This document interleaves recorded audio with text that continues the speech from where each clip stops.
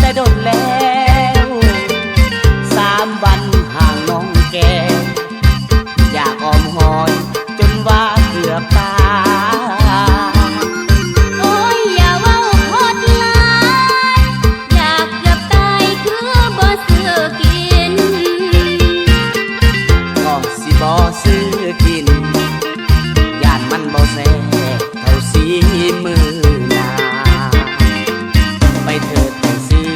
เอา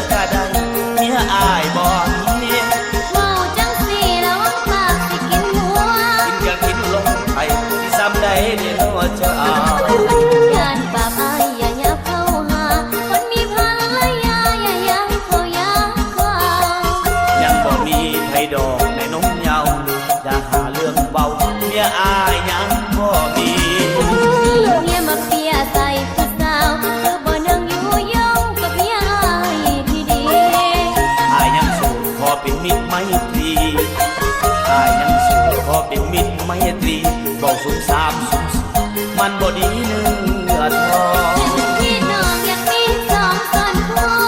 เต็มที่น้องอยากมีสองคนคู่น้องอยากมีมองสูเป็นคนหูผู้ดี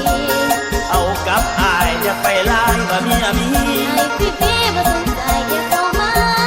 เดี๋ยวมนเบา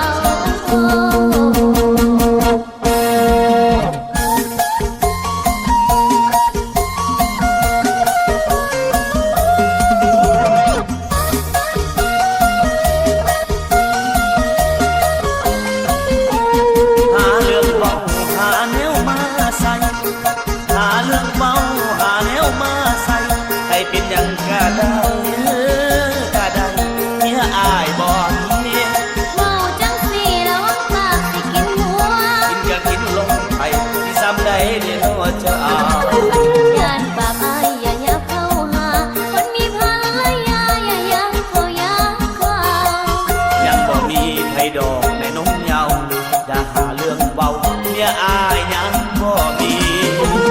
เมียมาเปียใส่ผู้สาวคือบ่นึงอยู่ยงกับเมียอายที่ดีอายยังสู้พอเป็นมิตรไมตรีอายยังสู้พอเป็นมิตรไมตรีบ่สมสามสมมันบ่ดีเนื้อทองที่น้องอยากมีสองคนคู่เต็มที่น้องอยากมีสองคนคู่น้องอยากมีมองสูเป็นคนหูผู้ดีเอากับอายอย่าไปไล่ว่าเมียมีให้พี่บ่สนใจอย่าเข้ามาเดี๋ยวมนเบา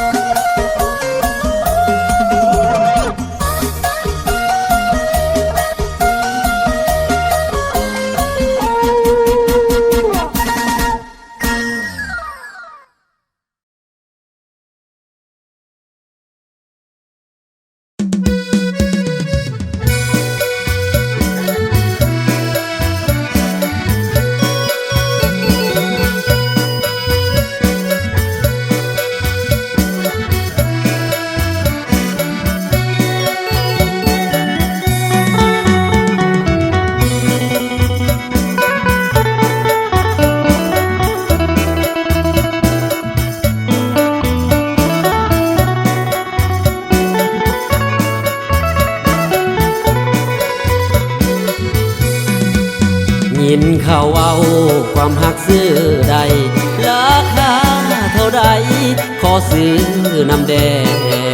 เห็นน้องนางเป็นตาซื้อนำแท้เห็นน้องนางเป็นตาซื้อนำแท้ขายให้อายแดงเหลือบ่นอแม่นไผว้าวความหักซื้อได้ไปซื้ออยู่ไสได้ยิน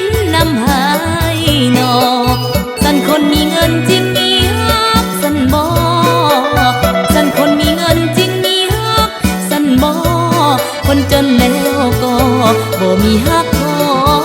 อบครอง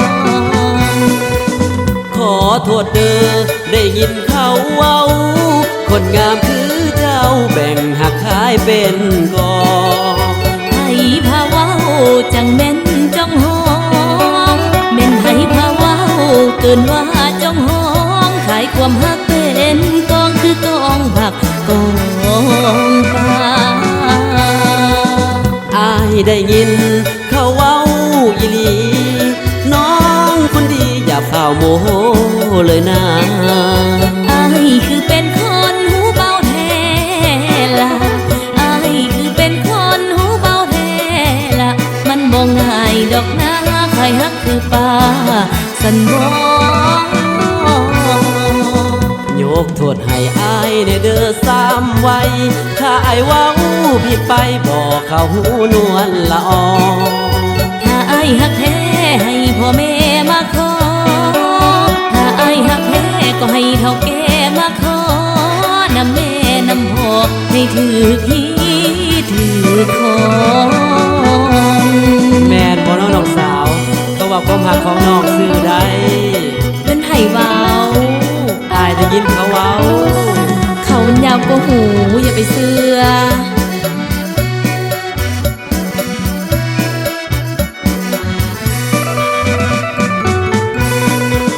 ขอโทษเด้อได้ยินเขาเว้า